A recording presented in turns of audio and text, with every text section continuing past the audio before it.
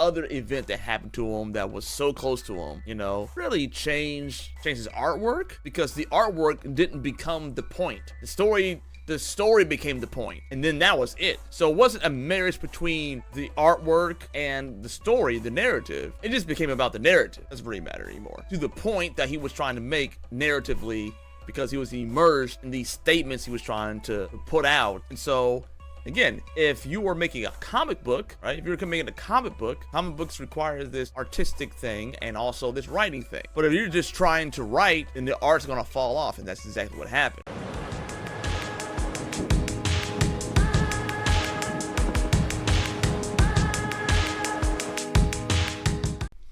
Well, howdy ho there, animal friends. It is I, person of color. Okay, I am going to now share with you about what happens when you lose focus, okay? Again, like I was saying in the previous video, that this is not about concentration, okay? Concentration is, you stare at an object or at a point of time, and then you just concentrate on that one thing. That's the essence of what concentration is. Focus is immersion into something. Okay? Focus is immersion into something. And the creative process, a lot of times, it has much more to do with immersion than it does about almost anything else. So, I'm going to also be talking about, this creative process or whatever. And it's a lot simpler than you think that it is, right? So, the reason why someone starts out a certain kind of way is because they have been, and if you hear a bunch of noise in the background, there's a thunderstorm outside, and this is really the only time I can really record right now, so, we'll just say that God's giving me special effects. Glory be to God. Okay, so what happens with a certain artist is that they're immersed into something, okay? So I'm going to bring up a guy that you may have heard before, named Frank Miller. Right. Frank Miller is a bit of a menace.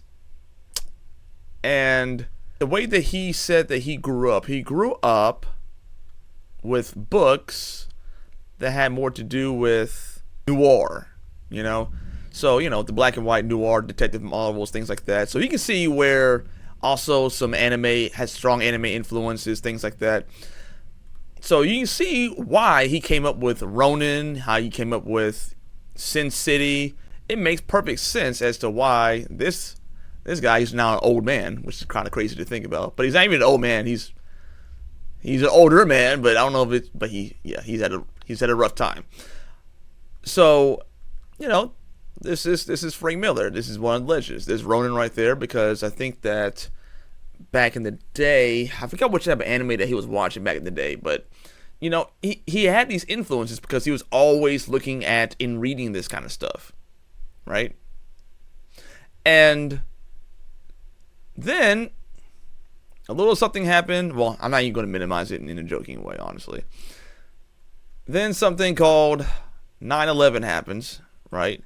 And it happens, like out his window. You know what I mean? Like 9/11 happened out his window. Okay?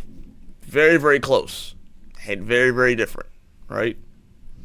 And so this guy who liked, film noir and things like that, then you see this artwork begin to go from something that's very stylized, like you see here in Sin City, to just this, like the artwork just goes from this, these beautiful panels from Dark Knight Returns, and then it just turns into practically mush almost. Like I'll show you this one panel from, this Wonder Woman pose is kind of crazy right there.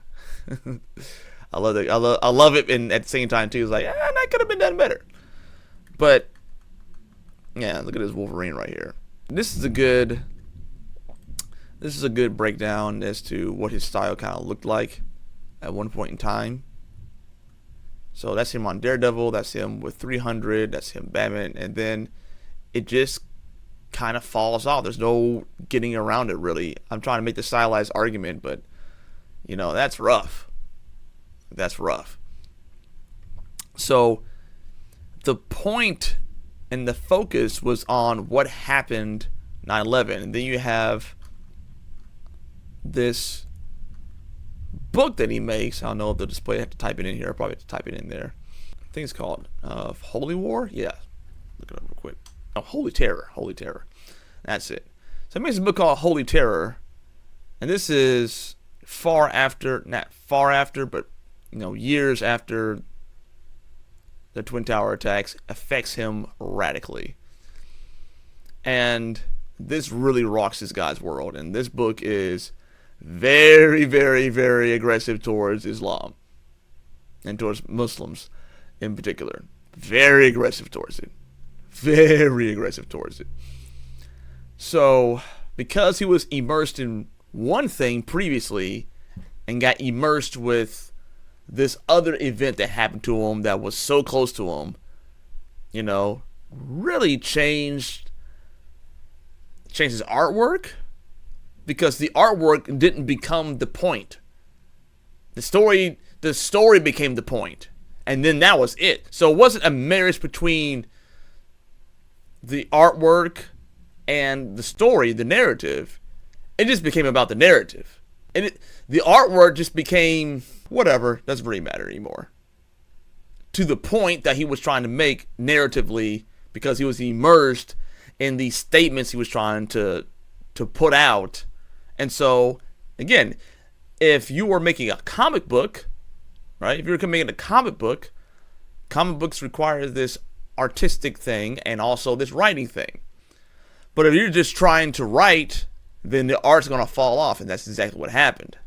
So I'm not saying all this as a definitive thing, but it looks to me this is what happened to the guy, right? So there is this.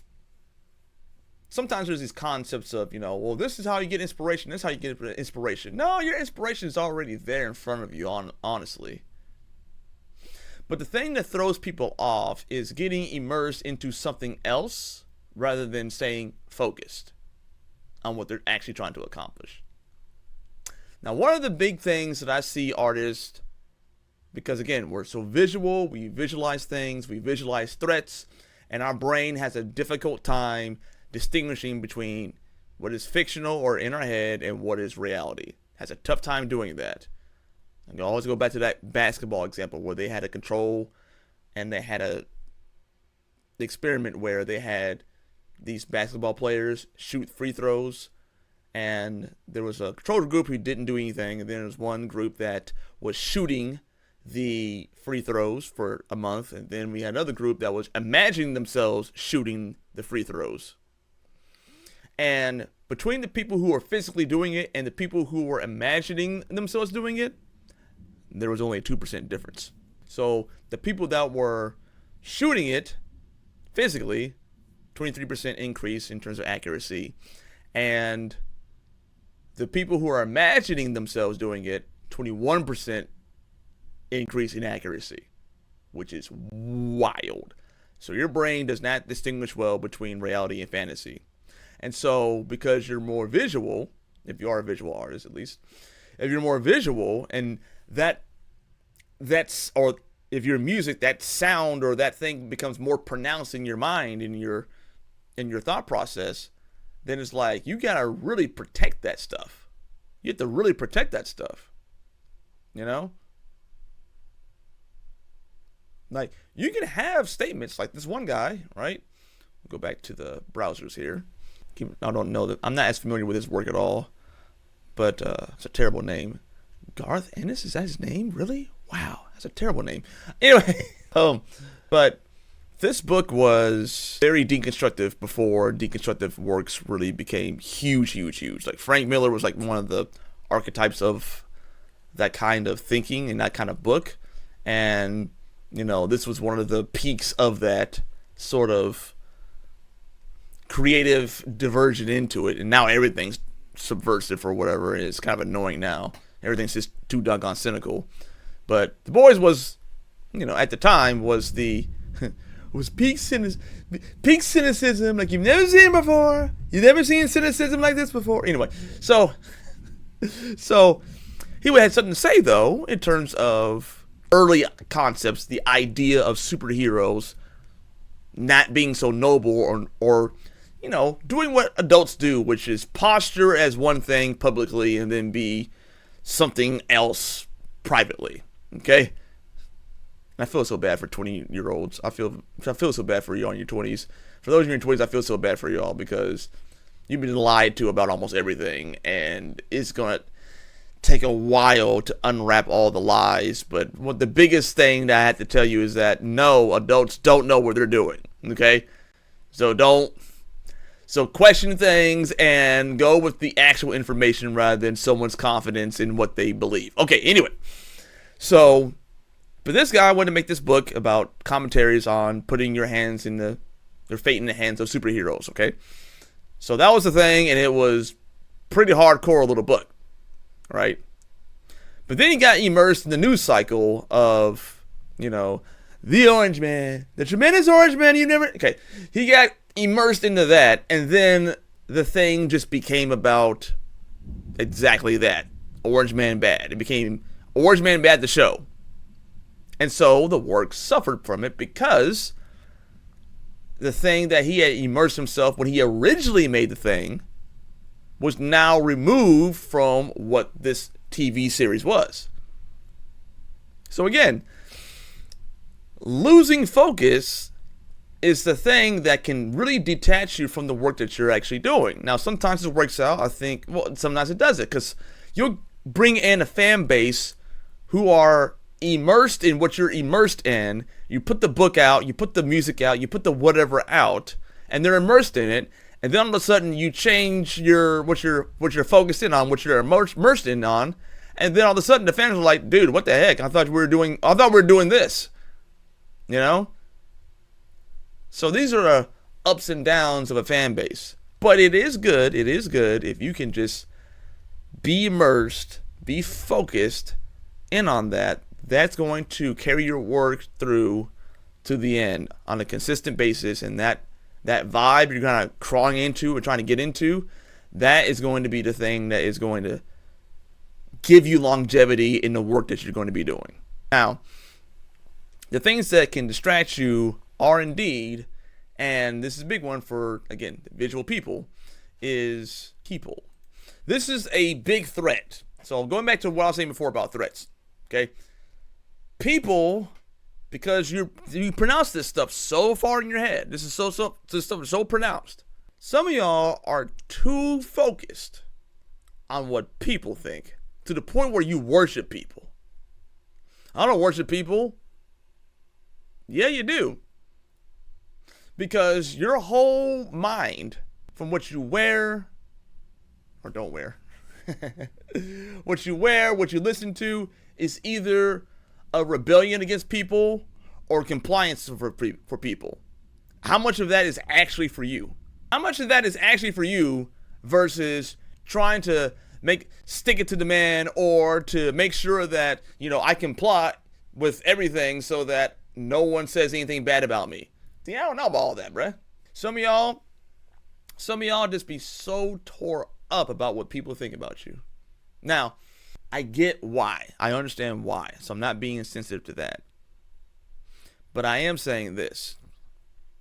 Eventually, you're going to have to focus in on what you're trying to do. You're going to focus in on the work itself and who you originally made it for. And it wasn't for everybody. Eventually, you're going to have to immerse yourself, and everything outside of what you're trying to create has to get shoved into the background. Has to. If that project requires a certain kind of vibe and focus to reach from point A to Z, then that's what you got to do. It's very, very simple. But if you're going on talking about, well, this person said this about me and that person said that about me, and you don't have to be religious to appreciate this statement. Most people, if not everybody, but most people agree that in terms of wisdom and behavior and good, that Jesus was a pretty good guy. Okay? So, pushing aside the divine attributes that is the claim, right? Putting aside that, just as a kind fella, he seems to be pretty kind fella. They talked about him and killed him. You see what I'm saying? So even if you are literally Jesus, they're gonna talk about you. It's okay to be disliked by the wrong people. You don't want to be liked by the wrong people, because sometimes the wrong people are people who are just not for your stuff. If I have a niche audience that I'm making this project for, and I have a filthy casual as my fan base who's just griping all the time about how my stuff needs to be more quote unquote mainstream, meaning, more bottish. It needs to be more for me. It can't be so niche. But if I'm trying to make something niche, what are we talking about then? I don't need that person as a fan, because that's not what I'm trying to do. What are you trying to do? Are you still trying to get out of the threat that you experienced maybe in elementary school and avoid criticism at all costs? I talked about criticism in one of my other videos. Is that what you're trying to do? Or are you going to be focusing on the audience and the story that you're trying to tell to that audience? What are we doing here? Focus. That's really the name of the game. It's focus and consistency. If you can do that, you'll be fine. If you can't do that, I see a lot of artists in general suffer because they can't separate, or they think they can separate what they're immersed in and the project that they have. So they think they can watch,